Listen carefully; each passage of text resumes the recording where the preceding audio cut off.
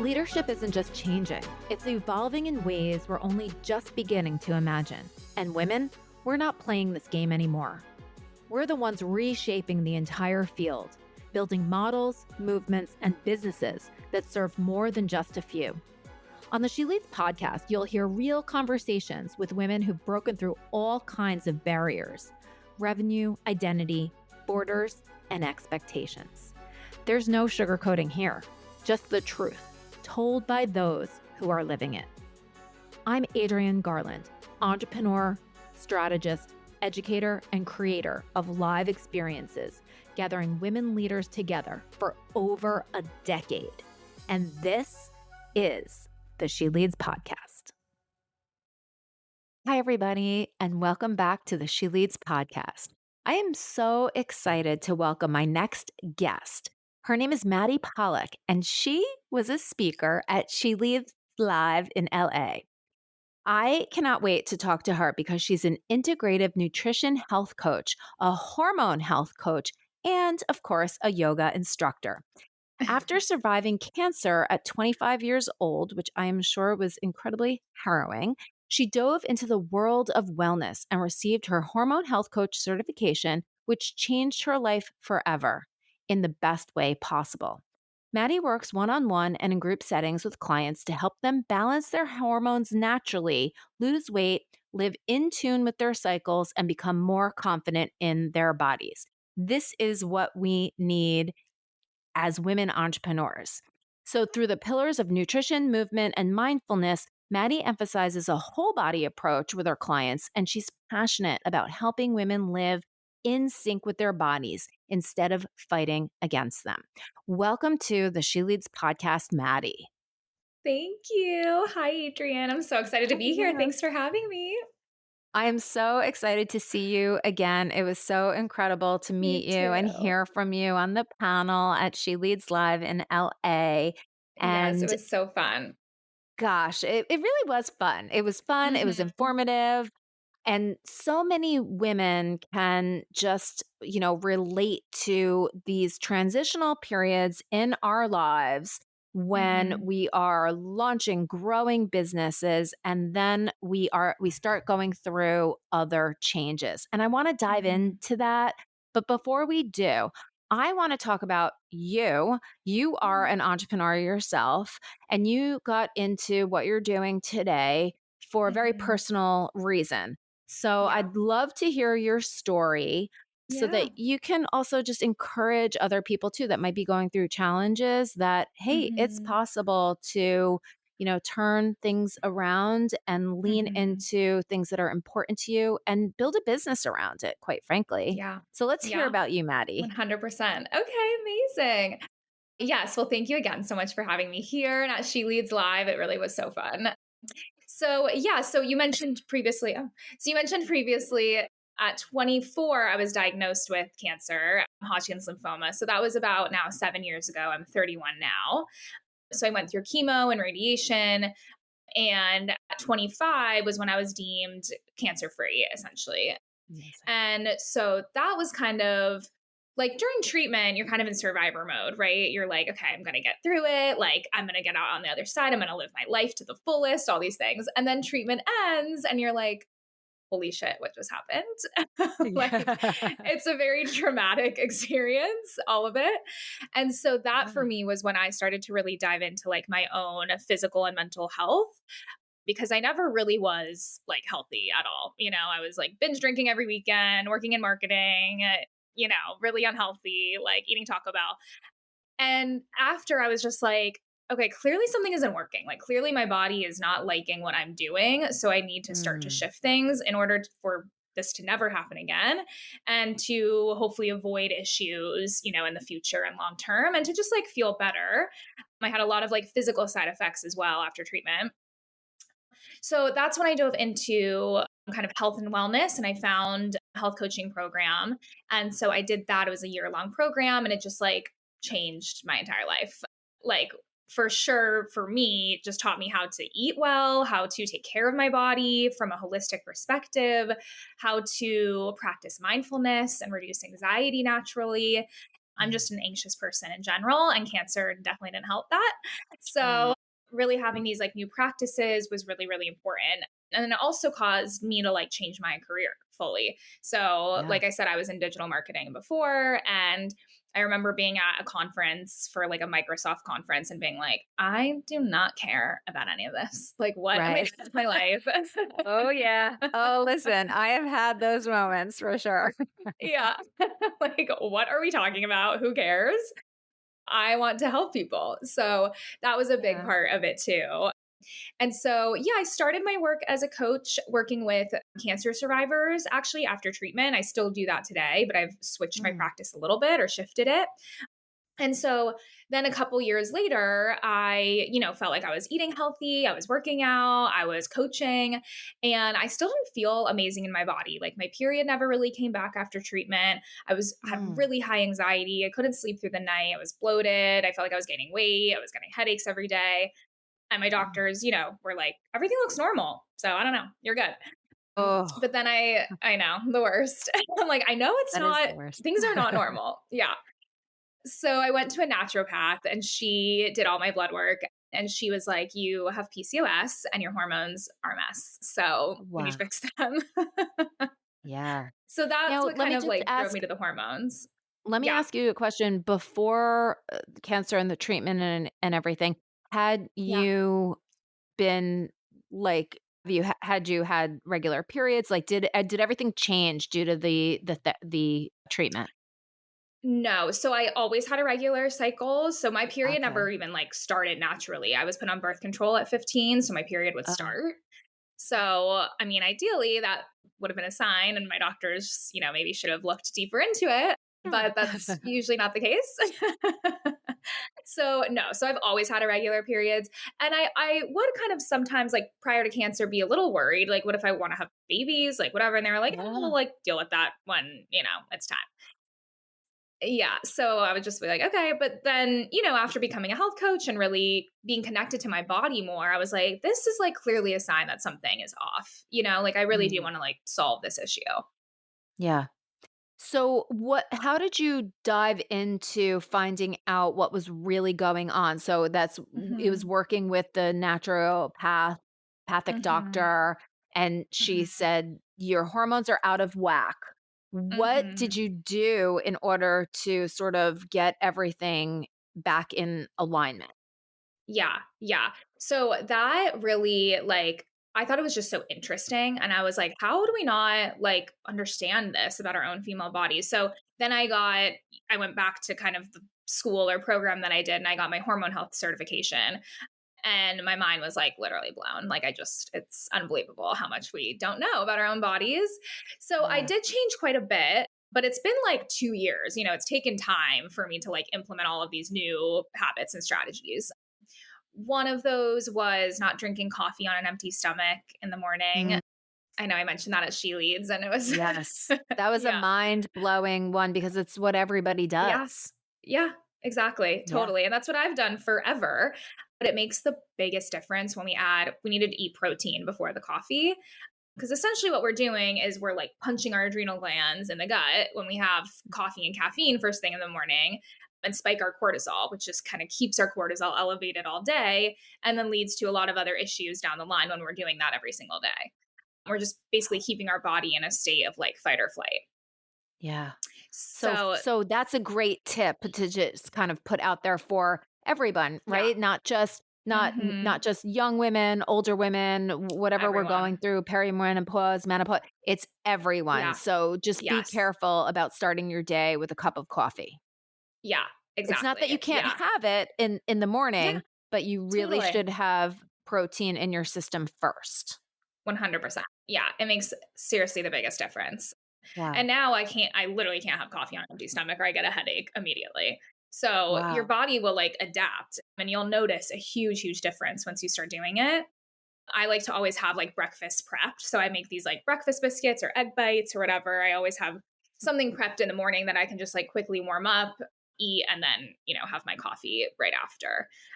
But it makes the biggest difference. So that increasing protein intake, I know that's like trending right now, but it's true. We Yes. do need we do need a good amount of protein.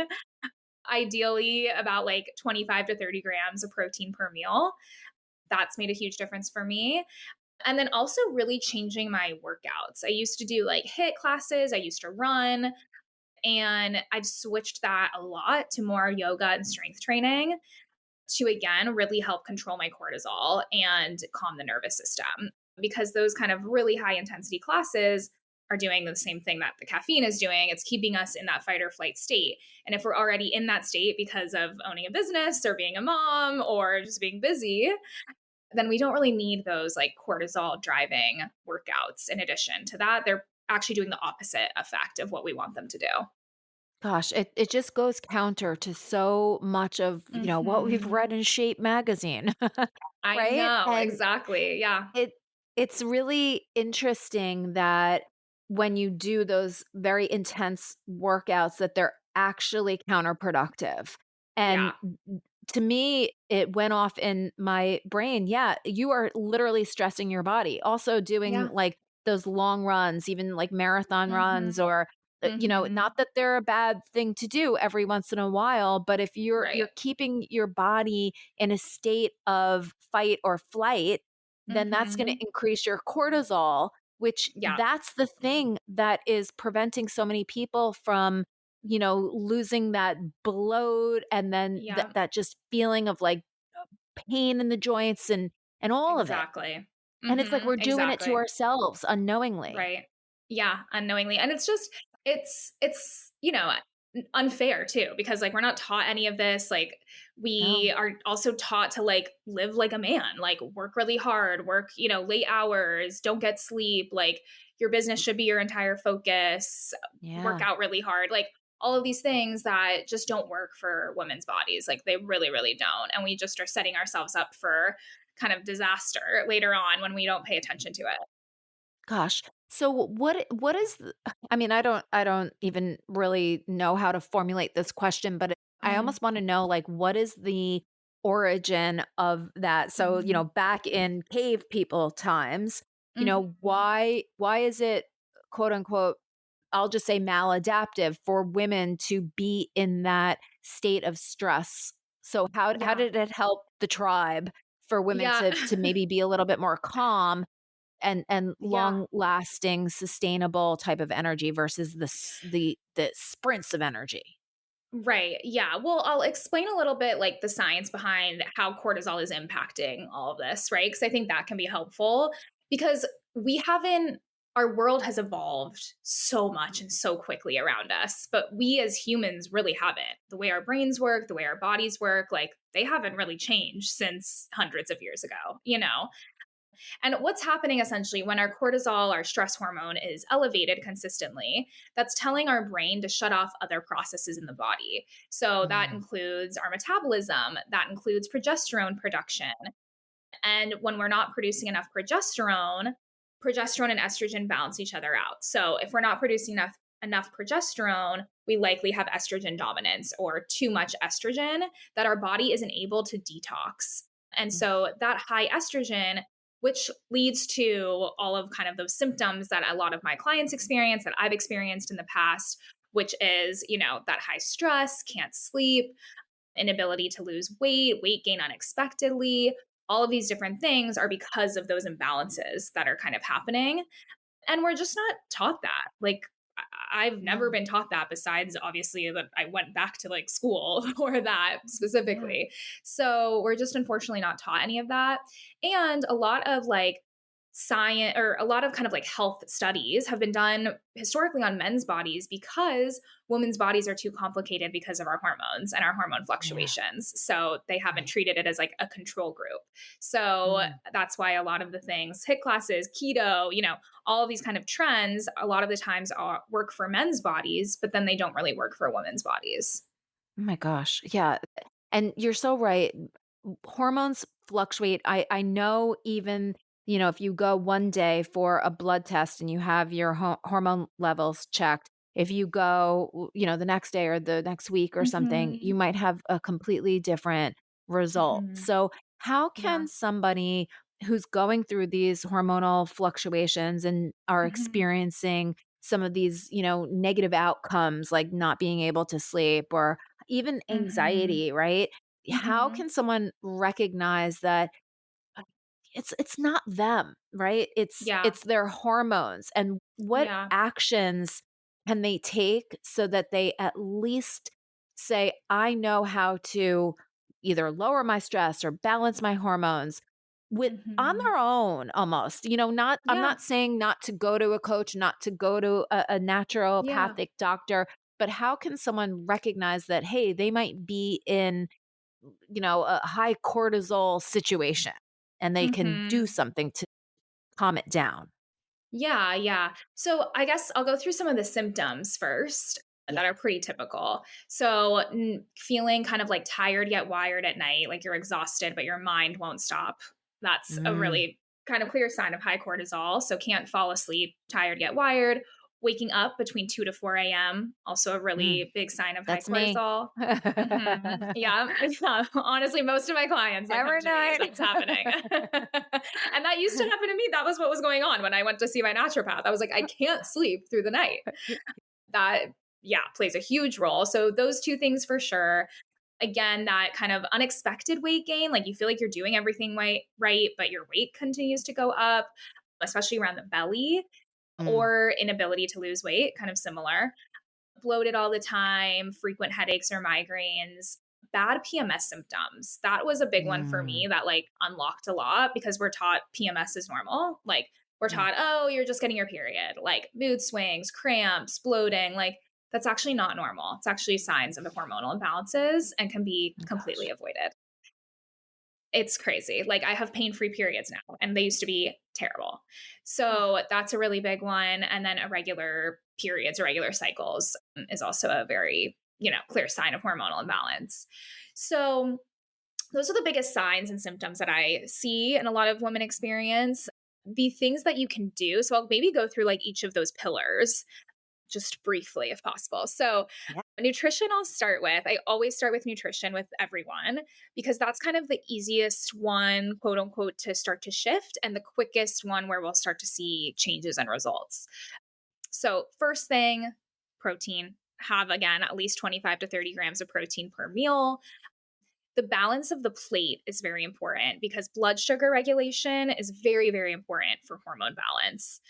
So, in every meal, ideally, we want to have some fruits and veggies for fiber. We want to have that protein intake and then healthy fats and healthy carbohydrates. So, ideally, we're having all of those things in each meal to help balance blood sugar and also to help our body have enough nutrients to produce the hormones that we need to produce. Our hormones are literally created from amino acids from the protein, fatty acids, and cholesterol from healthy fats. So, we Hmm. need all of these things in order to create our hormones as well. So that would be like my top two in the nutrition part of things. Let me just Movement? ask with the new, Yeah. yeah, I will go to movement Yeah, no, next. go for it. With the nutrition, there are times when it's not possible to have that Mhm. mix at every meal. Yeah. What can you do to at least ensure that, if you can't get that really great mix for every meal, that you're at Mhm. least attempting to get some of these things in throughout the day? What do you suggest? In terms of like snacking or Like a eating in between snack, or meals if or yeah, or if you're not able to, have lunch, until 3 o'clock in the afternoon or something, what can you Mhm. do so that you know that your blood sugar is Mhm. it might not be perfectly balanced, but you're not letting it go wildly out of Yeah. control? Yeah, so I would try like with like a snack or any meal, even if you're like eating out and you can't have a perfectly healthy balanced meal. Like I really do always encourage like how can I add in protein, whether it's like mixed nuts or a little nut butter or like some quinoa, like whatever, that seems harder. But some like chicken, rotisserie chicken, you can go Just to grab that. some Like quinoa. grab some quinoa. Yeah, exactly. In my Make pocket. that on my way to work. Yeah, but like adding in some of like easy protein sources, I think, or having some just on deck, I think can make a really big difference. I Mm, always, always recommend, I know it sounds hard, but I promise it's not, meal prepping. Like take an mm. hour on every Sunday and prep some meals, like not even full meals. You can just prep again, like some chicken, some protein sources so that you Yeah. can easily grab them. Egg biscuits, hard boiled eggs, even like we just need stuff prepped because we're all busy and we need to have things to be easily like grabbable. And then let's say like we're having, you want like a banana, like bananas are great. Have bananas, whatever you want. It can be kind of elevated in a way for blood sugar balance if we add like a nut butter, because then we're adding in a little bit of protein and healthy fat, and that won't spike your blood sugar as much. So Mm. just thinking about ways you can add things in, I think can be really helpful. That's so good. Okay, yeah, I love the banana with some almond butter, and you're good to Mhm. go. All Yeah. right, let's move on to movement. Okay, so movement, I know movement can be a confusing one because a lot of people don't really Yes. know where to start. So I always say, so first of all, cycle syncing. Have you heard of cycle syncing, Adrian? No. Okay. So cycle syncing is the idea of syncing your workouts with the phases of your cycle. Hmm. So it's essentially like in the first kind of half of our cycle in follicular and ovulation, our body is primed more for kind of that higher intensity and higher impact workouts. So that is a good time if your body feels good with it to maybe add in like a hit class or a run or whatever it is. And then that second half of our cycle, when we're getting into our luteal phase, that's the time to kind of like pull back a little bit just in terms of intensity and impact. So Hmm. we could do like resistance training, strength training, yoga, Pilates. So that's really helpful. That's made a really big difference for Mm. me because when we're in our luteal phase, our phase right before our period starts, our body is more stressed out and more inflamed, and we don't want to Mm. add more stress unnecessarily. Gosh, that makes So, so much sense. Yeah. yeah, yeah, it makes a Wow. really big difference. It's so interesting.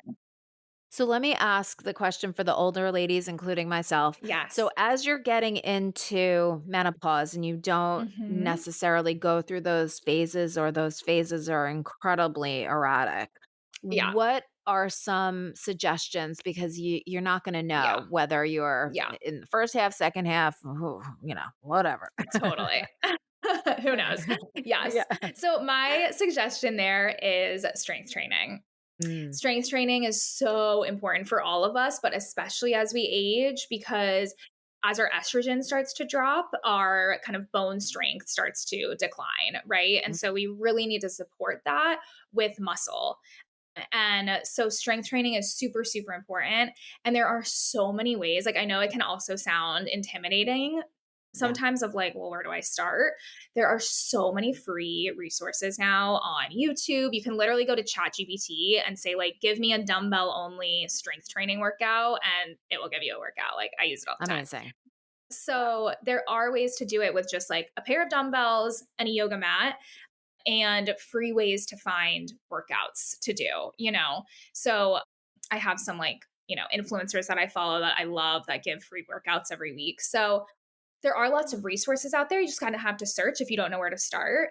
But that is the biggest thing that I would say, like walking, getting about at Yeah. least 6,500 steps a day, and strength training. So for the people that are entrepreneurs, which is the majority of the audience here on the Mhm. She Leads podcast, and we're busy, we're taking care of Mhm. emails, we're sitting down all Mhm. day. Yeah. How ca how what can we do? Because I have to tell you that as much as I exercise, and I really do, the Mhm. and I try to take walks and all of it, I feel that the majority of my day is spent sitting down, and Mhm. I know that it's not working for me anymore. Yeah. Yeah. I would say, like, if you can squeeze in even like 10 minutes in between calls just to get up and like walk around a little bit, I think that can be really helpful. I also think so I'm very like, I'm a planner, like I love planning. So I really plan my whole week out, and I do recommend it for all of us, especially when we're Yeah. busy and working and building business. Yes. So at the start of the week, when you're kind of like organizing your calendar, things like that, fit in or schedule in your workouts. Even if it's like a Mm. 20-minute workout a day, that's amazing.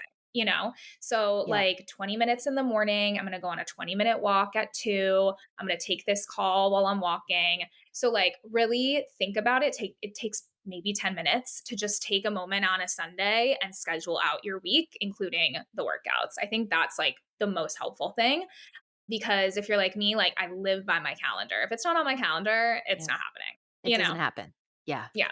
I love these strategies as success factors for women entrepreneurs. So instead Mhm. of listening to that, go hard, Mhm. drive through everything, even if you're, throwing up, keep going. Right. It Right. it's more like I kinda feel like it's more like surf the wave and go, Yeah. but plan what you're saying is so important, plan out. So if you can Mhm. plan you don't need to plan ahead for 5 years. That's Right. overwhelming. No, week by week. Just week by week, and even, Yeah. maybe at the beginning of the day after you've had your Yeah. protein and then your coffee, Uh-huh. you can plan, okay, what am I going to do today and where is the movement within my calendar? And if it's not there, Mhm. Mhm. you need to change that because Yeah. we need to be building these businesses for the Mhm. long haul. Yeah. So Mhm. so we touched a couple of pillars and I want to make sure that we get to all of them. So we did nutrition and movement. Are there Mhm. more? Did I miss? There's just one more. Yeah, okay, one more. I thought there were one or two. Mindfulness.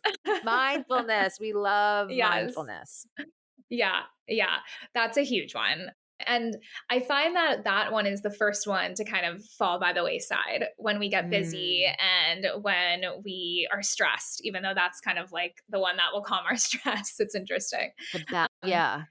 but it's huge. Like, because again, just as women in this world, as business owners, likely our stress levels and cortisol are going to be high. And we need to have a daily practice to check in with ourselves and to calm our nervous system in order to lower our cortisol and our stress levels.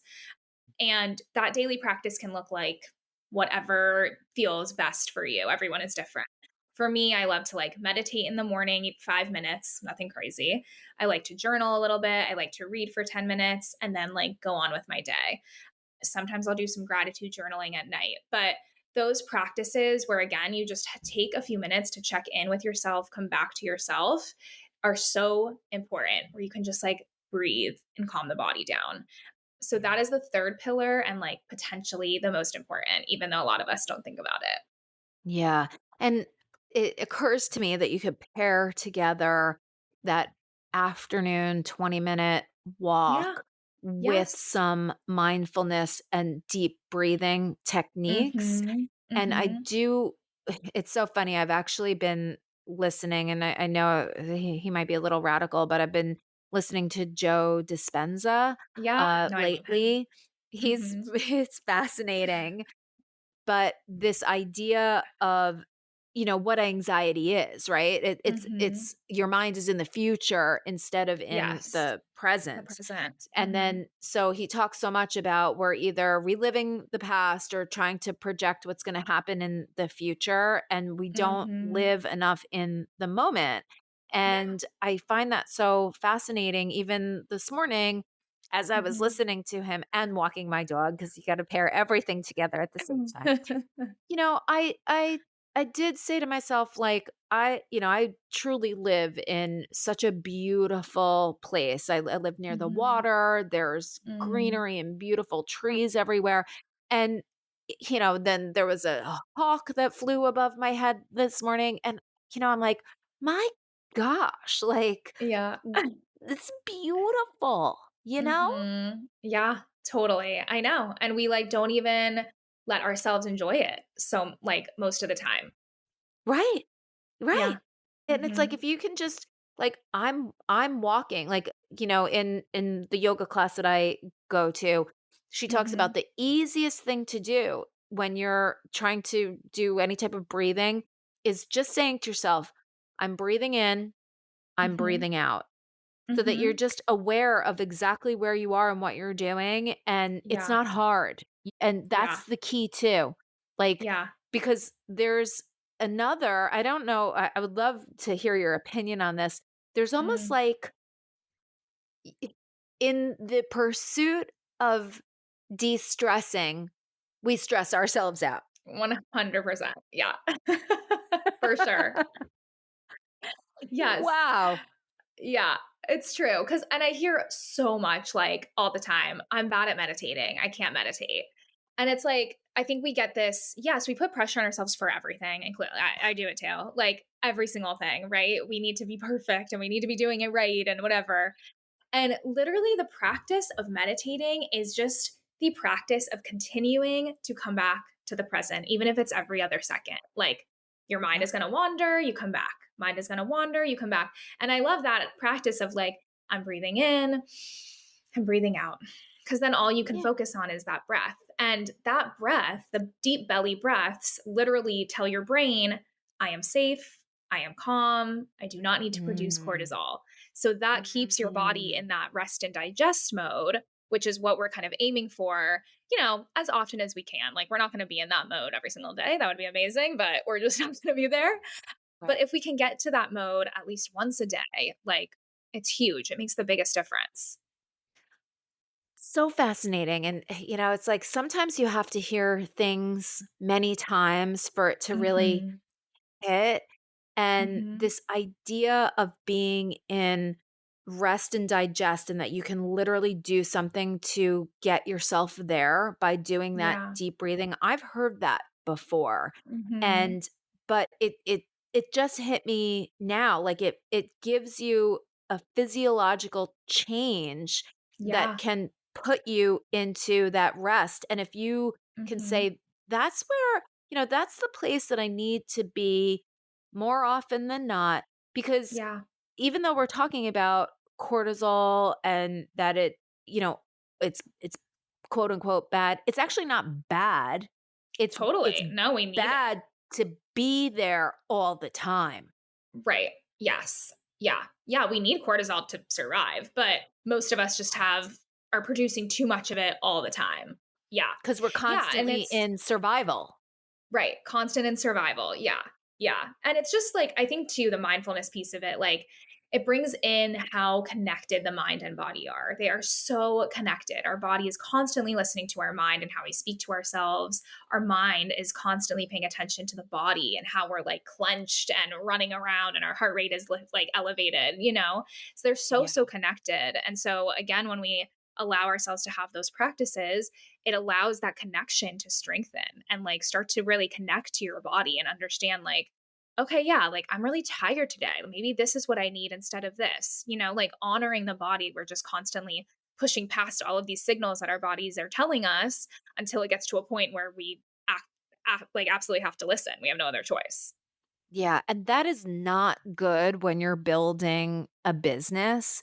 So do Hmm. you have any, I mean, I think all of this information, all of these strategies, all of these tips they're critical success factors for anybody that Yeah. is building a business, probably even more important. But how do you sort of, and I don't know if some of your clients are entrepreneurs and things like Hmm. that, but you know, there when you're building a business, there are definitely times that are stressful. There are Yeah. times that you do have to just put your head down and forget everything else. And Yeah. especially at that point where, you know, maybe after you've launched your business, you're growing your business and you're Hmm. still in that stress mode. Do you have any just suggestions beyond what we've talked about for women Yeah. that they're probably a little bit older, Hmm. right? They're at a point in their business where, they're looking toward, growing, building staff, putting Right. processes into place, getting visibility for themselves, right? Yeah. What are some of Hmm. the suggestions that you might offer to a woman who finds herself in that place in her Yeah. life? Yeah.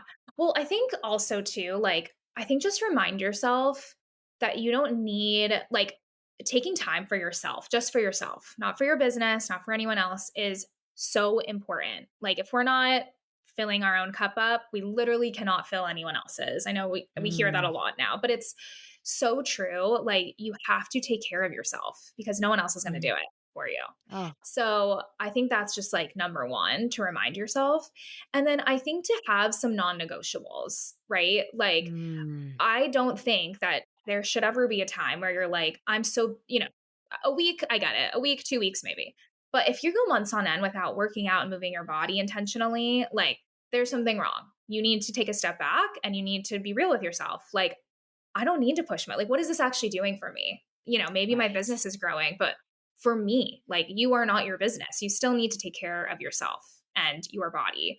And so I think kind of like separating that and recognizing that that's really important is the first step.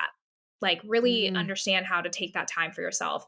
And then, yeah, have some non negotiables. Like, this is what I do. I get 8 hours of sleep. That is my non negotiable. Like, yep. I work out 4 times a week. That is my non negotiable because I know, like, if I don't work out, I'm a mess. Like, I have Right. high anxiety. I don't feel good.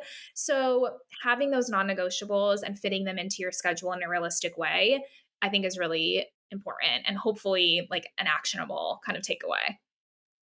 I love that so much, and I think that I mean, it's important for everybody. It's super Mhm. important for women that are growing their business, and I think what it signals to everybody Mhm. else around is that this is what leadership looks like. Yeah, Leadership is right. not pushing yourself to the brink of a No. breakdown or like Yeah, that's and old burnout. burnout because if you are the driving force of your business, you need to Mhm. be a healthy driving force. You Yeah. can't be like you're saying a mess, your mind's all over the place, anxious, unhealthy. Mhm. Who wants to look up to a leader like that? Not me. Yeah, right. And also too, like, come back to why you created your business. Like, I know for me, I created Right. my business, one, because, yeah, I wanna help people, but also because, like, I want freedom. I want freedom to be Yeah. able to do whatever I want, like, during the Right. day. Obviously, you have to do some things, but, like, what did you do build your business for? Because if we wanna be Yeah. miserable and work hard hours and all that, we could go to corporate, Yeah. like, and have everything else taken care High of. five. Yes. Like, It's we don't so want true. that. Just go back there. Yeah, They got that right. They got that like really wrapped up. right, like, we could do that real easily, but, like, why did you create your own business, Like, it's Right. not to feel unhealthy and unhappy and miserable in our bodies, it's Yeah. to have more freedom.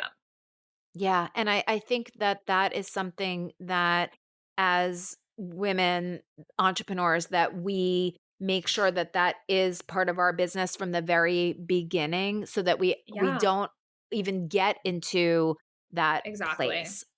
I love Mhm. that so much. Maddie, I feel like I could talk to you forever. I I'm sure that everybody listening know. in wants to talk to you too, because we all have our like situations and scenarios and we're all Mhm. individuals and everything. So, how can people get in touch with you so that you can help them be their healthiest self? Yes. Thank you, Adrian. Yeah. So you can find me on Instagram, Maddie Pollack _health.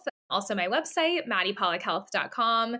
And then I work one on one with clients. And then I also have an online community called Becoming Balanced Together.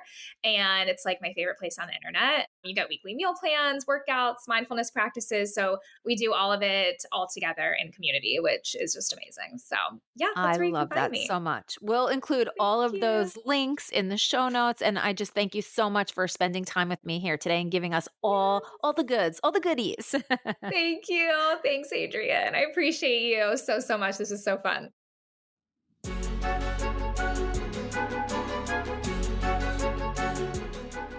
If this conversation moved you, inspired you, or made you think differently, please take a moment to leave a 5-star rating and review. It's not just about boosting the show, it's about amplifying the voices of women entrepreneurs who are leading with vision, building with purpose, and shaping what's next. We need more of these conversations in the world right now, don't you think? And if someone came to mind while you were listening, someone who matters to you, send this episode to them. If there's something on your mind about leadership, legacy, or what's next, I want to hear it. head to sheleadsmedia.com/voice and leave a voice memo or note. Your insight might just help shape a future episode. Make sure to follow the show and come back next week for more conversations you won't hear anywhere else. Thank you so much for listening. This is the She Leads Podcast Network.